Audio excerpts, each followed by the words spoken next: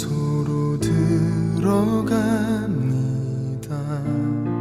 세상의 신을 벗고서 주 보좌 앞에 엎드리리. 내 주를 향한 사랑과 그 신뢰가 사그러져 갈 때 하늘로부터 이곳에 장막이 덮이네. 이곳을 덮으소서. 이곳을 비추소서. 내 안에 무너졌던 모든 소망 다 회복하리니. 이곳을 지나소서. 이곳을 만지소서.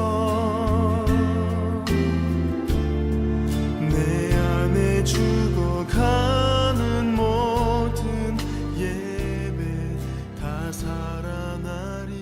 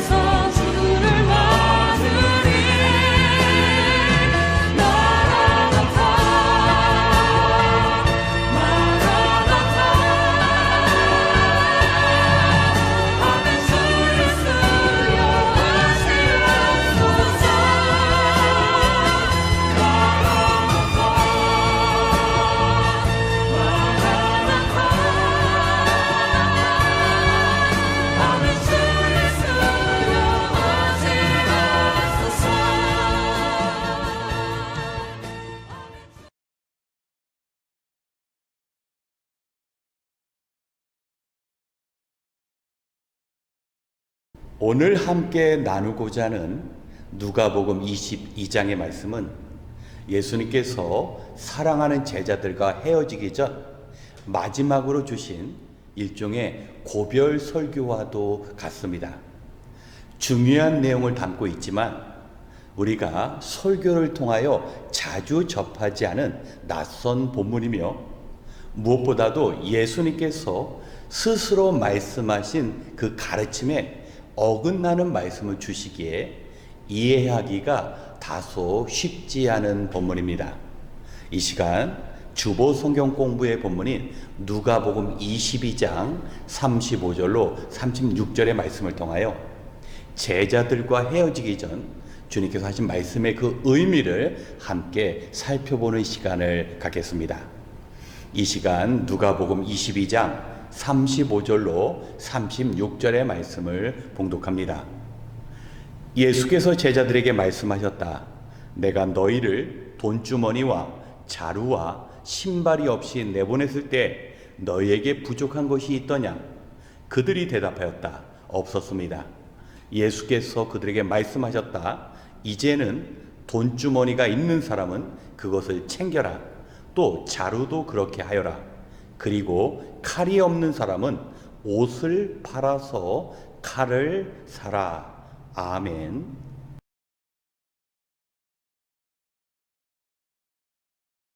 오늘 말씀의 배경을 보면 예수님께서는 그동안 함께했던 제자들과 최후의 만찬을 마치시고 이제 헤어져야 했습니다.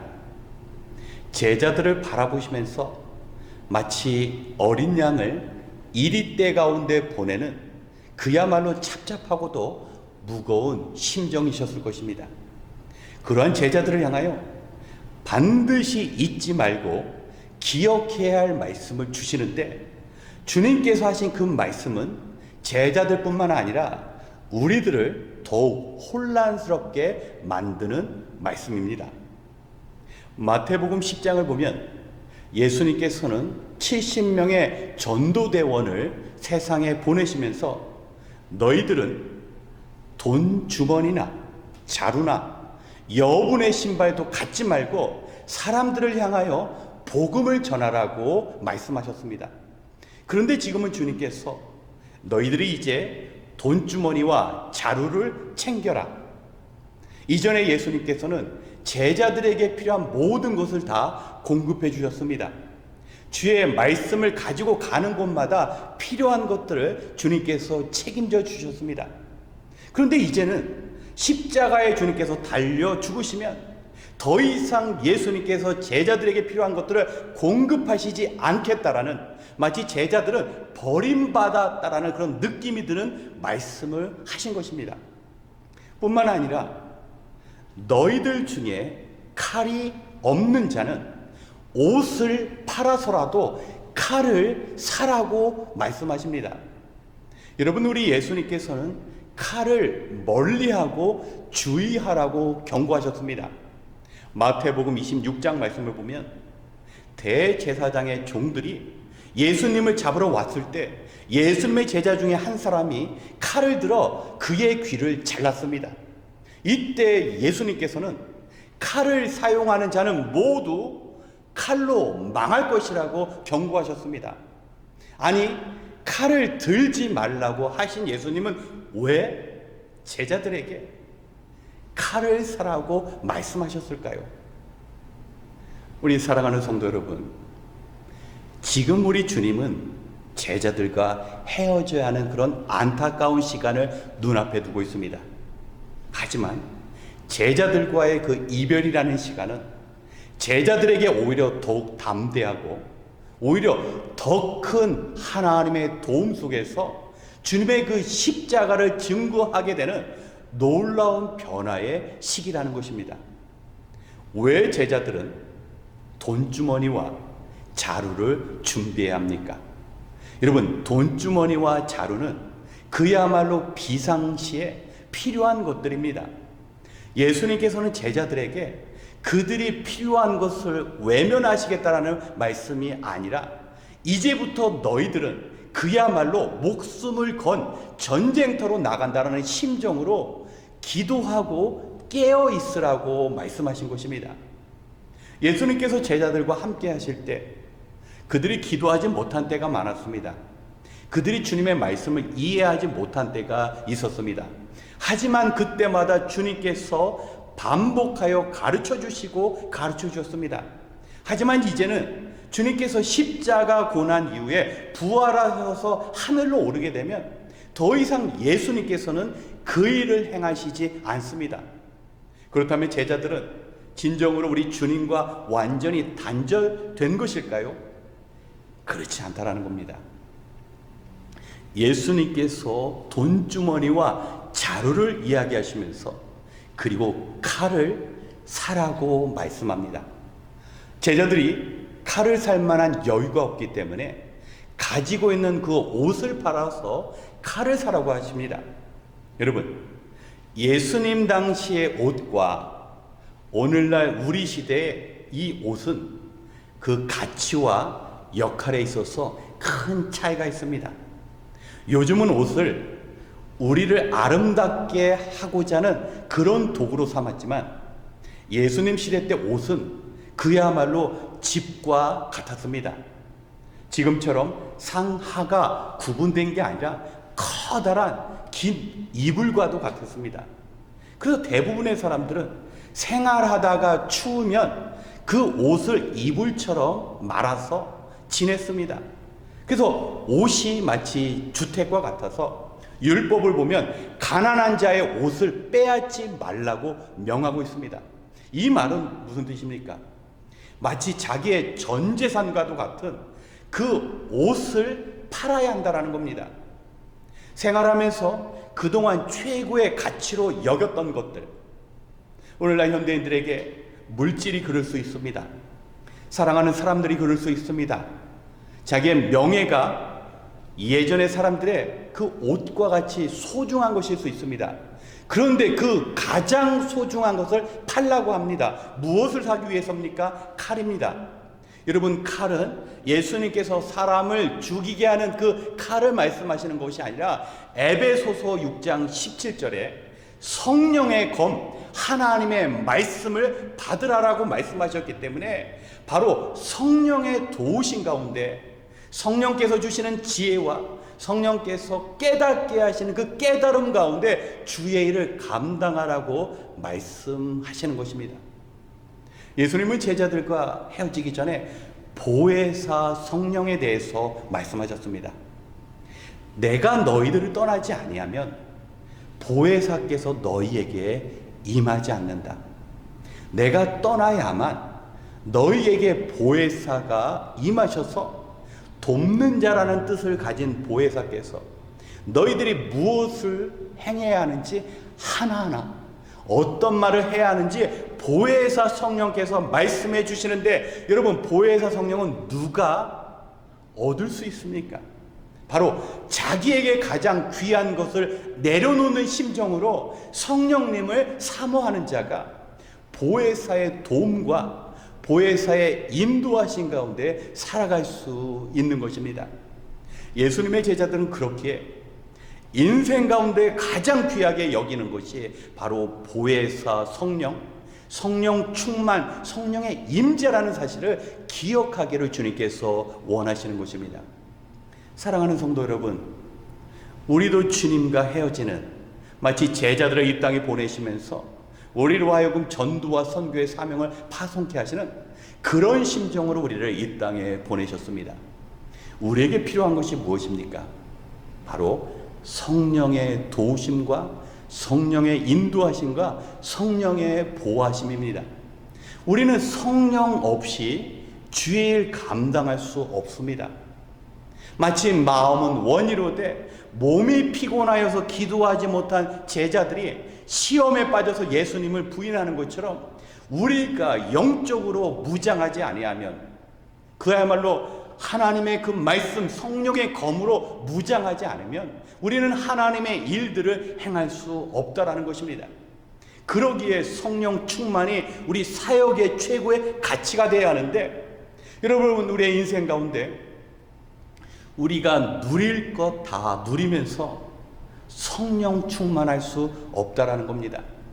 제자들은 당시에 옷 한 벌밖에 없었습니다. 그런데 칼을 사기 위해서는 그 하나밖에 없는 자신의 전부이며 전 재산과 같은 옷을 희생해야 한다는 겁니다. 우리에게 성령 충만은 우리가 세상 사람들과 같이 살아가는 방식 가운데서는 결코 성령의 도우심을 경험할 수 없기에 우리가 잠을 자는 시간을 줄여서라도 새벽에 일어나 말씀과 기도의 시간을 가져야 합니다. 때로는 내가 주님의 일을 할 만한 여유나 또 환경이 허락하지 않는다 할지라도 가장 귀한 것을 포기하는, 하나밖에 없는 그 옷을 팔아서라도 칼을 구입하는 심정으로 우리에게 가장 중요한 것을 포기하지 않으면 성령 충만의 역사가 우리 사역 가운데 일어나지 않는다라는 것입니다. 그래서 우리 주님께서는 제자들에게 수많은 옷이나 돈이 가득 찬 주머니나 그들이 사역에 필요한 물건이 담긴 자루보다도 오직 성령 충만, 성령의 도우신 가운데 주님이 오시는 그날까지 마지막 때 그 사명 감당하라고 부탁하신 것입니다. 사랑하는 성도 여러분, 오늘날 우리는 가장 살기 좋은 시대, 그야말로 모자람이 없는 풍족한 때를 지내고 있습니다. 마음껏 예배하며 기도할 수 있는 환경 가운데 살아가고 있습니다. 하지만 그에 비해 초대교회 성도들은 목숨을 걸고 자기의 전부를 걸고 믿음 생활했습니다. 과연 예전과 지금을 비교해 본다면 어느 때 가장 뜨겁게 성령께서 역사하셨습니까? 바로 힘들고 어려울 때였습니다. 물질의 충족은 오히려 우리 신앙생활에 걸림돌이 되는 경우가 많습니다. 우리가 철저히 절제하지 않으면 바른 믿음 생활하기가 어렵습니다. 그래서 주님께서는 너희들의 하나밖에 없는 그 옷을 포기하서라도 성령의 도우심을 구하는 것처럼 우리에게 있는 것 의지하지 말고 오직 성령 하나님 한 분만 믿고 의지하라고 말씀하고 계시는 것입니다. 우리 마지막 때를 살아가고 있는 이때 참으로 주의 지혜가 필요한 때입니다. 우리에게 가장 중요한 것은 성령의 역사입니다. 그 성령의 역사를 위하여 내 어떤 것이라도 포기할 수 있는 심정으로 성령을 인격적으로 간절히 사모하며 성령의 그 도우심을 구하는 우리의 그 마음이 있을 때 제자들에게 임했고 초대교회에 임하셨던 그 성령의 역사가 오늘 이 자리에 임할 줄 믿습니다. 우리 이리 때 가운데 어린 양을 보내는 심정으로 오늘도 주님은 우리를 바라보고 계십니다. 우리는 마지막 때 정말 영적인 전쟁터에서 승리하겠다라는 심정으로 성령의 검인 하나님의 말씀 붙잡고 성령 충만함으로 우리 주님 가신 그 길 함께 걸어가시게 우리 주님의 이름으로 축원합니다. 함께 기도하겠습니다. 참 좋으신 하나님 아버지, 오늘도 무더운 하루였지만 주어진 일들을 마무리하고 이처럼 기도의 자리로 인도하여 주시니 감사합니다. 오늘 우리에게 주신 말씀처럼 우리가 주님의 제자로서 마지막 시대를 살고 있음을 기억하게 하여 주시옵소서. 주님께서 사랑하는 제자들을 향하여 말씀으로 무장하고 성령의 도우심과 인도하심을 구하라 명하신 것처럼 우리에게 마지막 때를 사는 지혜를 허락하여 주시옵소서. 하나님, 우리는 그 어느 때보다 그리고 그 어느 곳보다 물질적인 풍요와 안락함 속에 살아가고 있습니다. 아무런 위험 없이 자유롭게 주님을 섬기며 당당하게 그리스도인으로 살아갈 수 있습니다. 하지만 가난했고 믿음을 지키기가 어려웠던 초대교회 성도보다 식어진 열정과 영적인 궁핍 속에 살아가고 있는 우리의 모습을 발견하곤 합니다. 이 시간 다시 한번 우리를 깨우치시사 주님 말씀 붙잡고 기도하게 하여 주시옵소서. 주님 가신 그 길, 주님 부탁하신 그 사명을 성령의 도우심 가운데 감당하게 하여 주시옵소서. 이제 주님의 제자된 백성들이 기도할 때 근심은 기쁨으로, 두려움은 평안으로, 절망은 희망으로 변하는 은혜를 허락하여 주시옵소서. 늘 말씀 앞에 설 때마다 우리를 향하신 십자가 복음을 통하여 죄사함의 기쁨과 구원의 기쁨 누리게 하여 주시옵시고, 주님 오시는 그날까지 성령과 동행하며 주님 부탁하신 사명 감당하는 착하고 충성된 종으로 살게 하여 주시옵소서.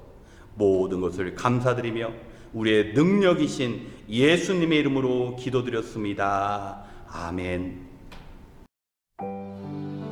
이 시간 먼저 오늘의 말씀을 기억하시면서 제자된 삶을 위하여 기도하겠습니다.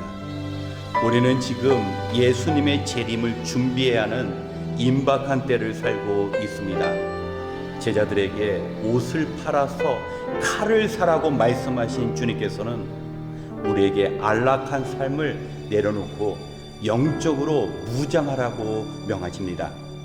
마음의 중심이 예수님의 그 가르침에 맞춰져 있지 않으면 우리는 우리가 제자임을 망각하고 물질주의와 세상의 염려에 빠져 살아갈 수밖에 없습니다. 우리는 주의 오심을 기대하며 성령의 도우심 가운데 맡은 일에 충성하는 자가 되어야 합니다. 이 시간 먼저 기도할 때 환난이 임하기 전에 시험에 들지 않도록 말씀과 기도로 무장하여 시간이 지나면 지날수록 하나님을 향한 우리의 믿음과 성령 충만의 역사가 나타날 수 있도록 우리 함께 기도하겠습니다.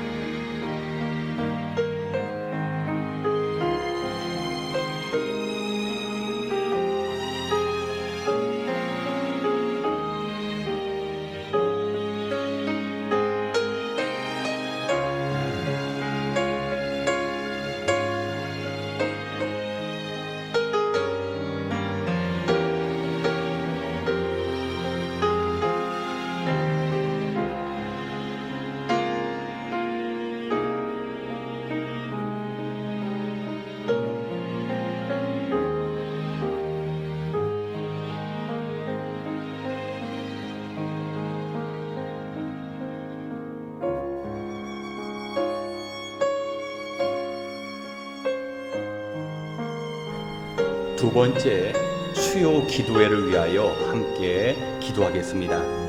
성도 여러분, 아침 일찍 일어나 일하고 늦은 시간에 하루를 마무리해야 하는 현대의 신앙인들에게 주님의 말씀에 귀를 기울이고 기도하는 것은 결코 쉽지 않습니다. 더더욱이 요즘처럼 무더운 날이면 우리의 육체가 지쳐서 기도하기가 더 어렵습니다. 시간이 지나면서 우리의 육신은 외부의 환경에 더 민감해지지만 우리의 영혼은 날이 갈수록 둔감해지기가 쉽습니다. 많은 사람들이 구부러지고 뒤틀어진 세대 가운데 영적으로 모두 무감각해진다 하더라도 우리는 영으로 깨어 있어야 하고 인도하시는 성령의 능력으로 모든 일 감당할 수 있어야 합니다.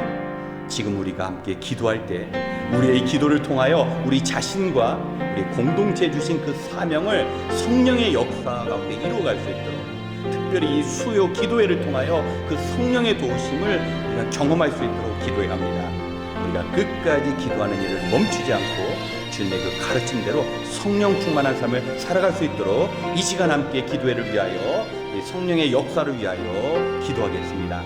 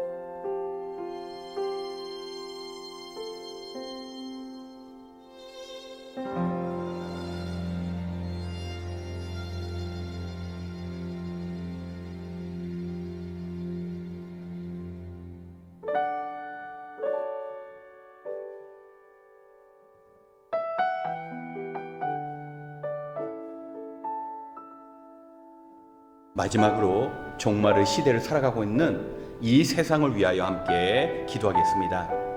최근 우리에게 들려지는 기상이변의 소식은 우리를 두렵게 만듭니다. 계속되는 고온의 날씨와 예기치 않은 지진으로 우리는 두려움 속에서 살아가고 있습니다.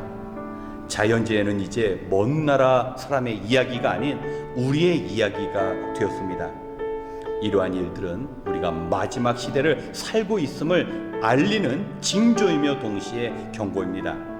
참으로 안타까운 일들은 아직도 주님을 모른 채 다가오는 심판을 제대로 준비하지 못한 사람들이 있고, 이러한 시대에 깊은 영적인 잠에서 깨어나지 못한 성도들도 있다는 것입니다. 우리는 가까운 이곳 미국으로부터 멀리 떨어진 우리 조국을 포함한 세계 곳곳에서 일어나는 비극적인 사건들로 아파하는 사람들을 위하여, 아직도 구원받지 못한 그 영혼들을 위하여 기도해야 합니다. 예수님께서는 제자된 우리들을 통하여 세상을 구원하시길 원하십니다. 이 시간 기쁨 가운데 주님을 만나야 할 이 땅에 아직도 구원받지 못한 영혼들이 주님을 만나는 그 일들이 우리의 사역 가운데, 우리 교회 안에서 이루어질 수 있도록 함께 기도한 이후에 우리 개인 기도 시간을 갖겠습니다. 기도하겠습니다.